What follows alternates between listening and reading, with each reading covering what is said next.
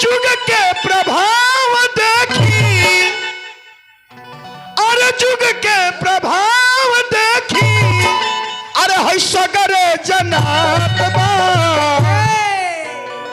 कि जुग के प्रभाव देखी, अरे सगरे जनात बा। सोच समझ के चलो, अरे सोच समझ के चलो, लगवले उघात बा। सोच समझ के चलो, लगवले उघात बा। सोच समझ के चलो, लगवले उघात बा। सोच समझ के चलो, जुग के प्रभाव देखी सगरे जनात बा। जुग के प्रभाव देखी सगरे जनात बा। सोच समझ के चलो, लगवले उघात बा।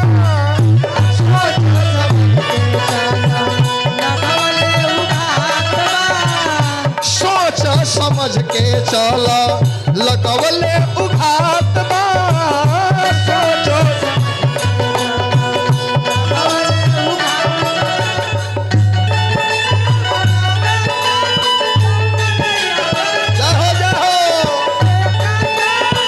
चलो,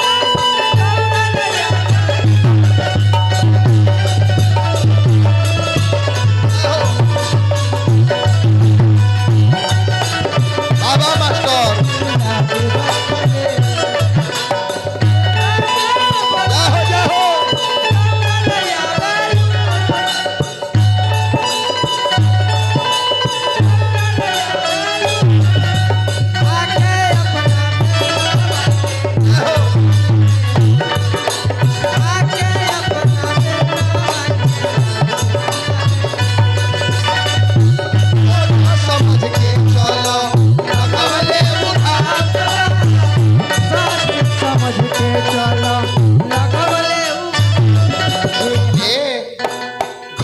सबसे पूजनीय व्यक्ति मनुष्य के प्रथम गुरु के होला मातारी और द्वितीय गुरु पिता, ओकरा बादे केहू गुरु होला।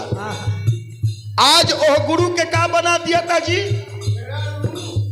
ओह गुरु के आज घर में पूजा नहीं खे होत, वृद्धाश्रम में छोड़ दिया था ना।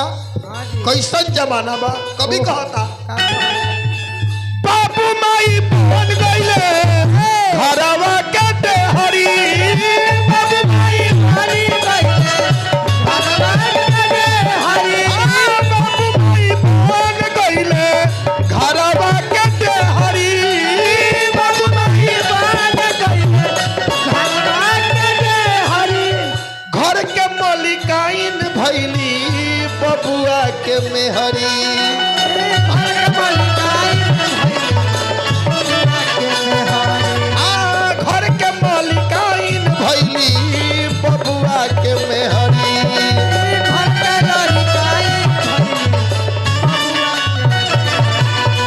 काहे ना मलिकाइन बनस, बबुआ बोलस काहे? बबुआ के व्यवस्था मिलता घर ही से। सासा से बहु लोरे मरद लोग पिटात बा। सासा से बहु लोरे मरद लोग पिटात बा। सासा से बहु लोरे मरद लोग पिटात बा। सोच समझ के चलो, लगवले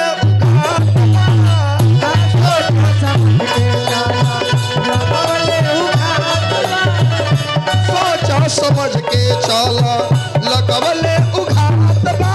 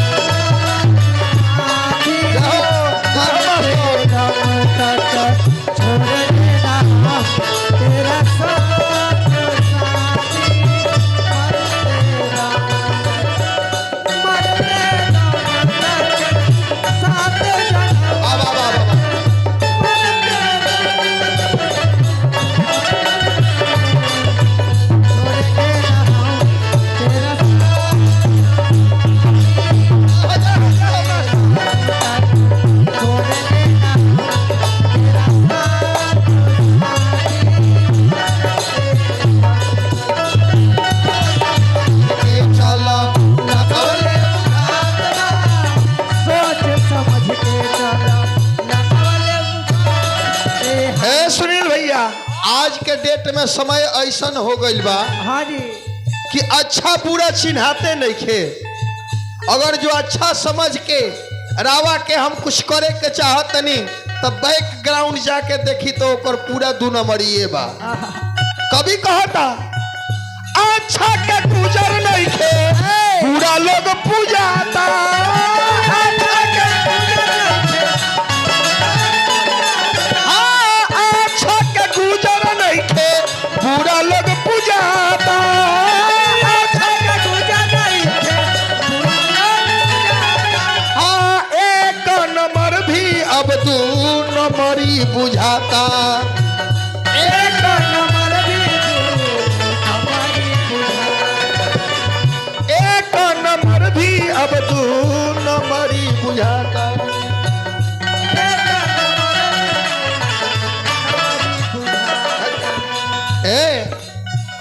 बुढ़ऊ के चिन्ह में तनकी सा बाबा जी के केस पाकता, केस में डाई करा लेता रे बाबा जी। आंख से पंच कम लौकता तुरंत मस्ती चक जाके नेपाल जाके आंख बनवा लेता रे ना हो। दांत टूटता डेंटल क्लिनिक में जाके दांत लगवा लेता रे ना जी। कभी कहता जमराज भी धोखा खा जाता रे। आवता रे बुढ़ऊ के ले जाए चिन्हाते नहीं खे जे बुढ़वा जवान का कौन हो। धरा जाता लो जवान कुए। कभी कहता कि बुढ़ऊ के चिन्ह में जवान के धरात बा। बुढ़ऊ के चिन्ह में बुढ़ऊ के चिन्ह में जवान के धरात बा।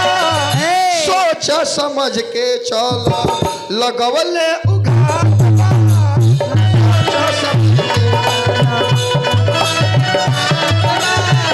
सोच समझ के चलो लगवले उघात बा। सोच समझ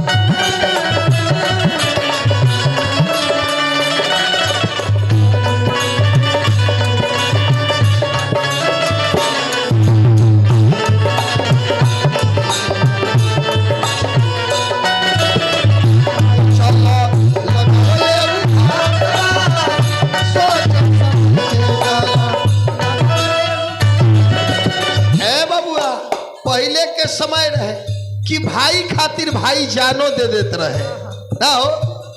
कल बतौले रहे कि भाई के लिए लखनलाल जी 3 गो चीज छोड़ देनी। नींद नारी भोजन परिहरही 12 बरिस तासु कर मरही। नींद आपन सुतल नारी अपन स्त्री अपन भोजन तीनों 12 बरिस तक लखनलाल जी त्याग देनी। भाई होके तो ऐसा एगो भाई के बचन खातिर आजकल के भाई त्यागा जाता। सुनील भैया अरे भाई मेहरारू खातिर हम माई के छोड़ दे। बात ठीक कहता। कभी कहता कि कहां से कहां जमाना चल गई। पहले भाई लेखा मित्र आज भाई लेखा दुश्मन कहीं नहीं खे।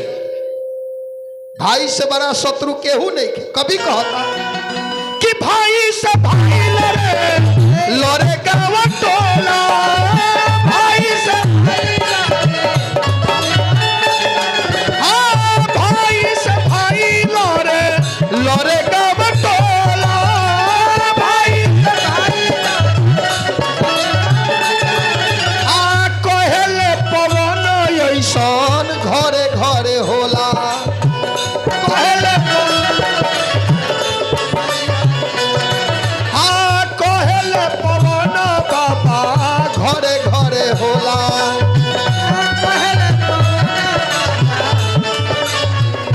सुनील भैया आज के डेट में गीता रामायण सब कोई भुलात जाता।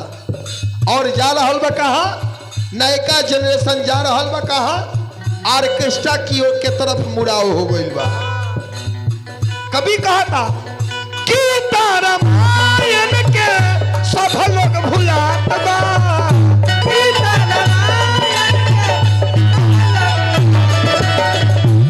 गीता रामायण के अरे सब लोग भुलात बा।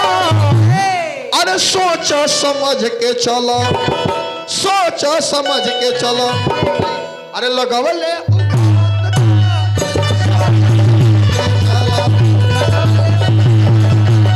समझ के चलो, लगवले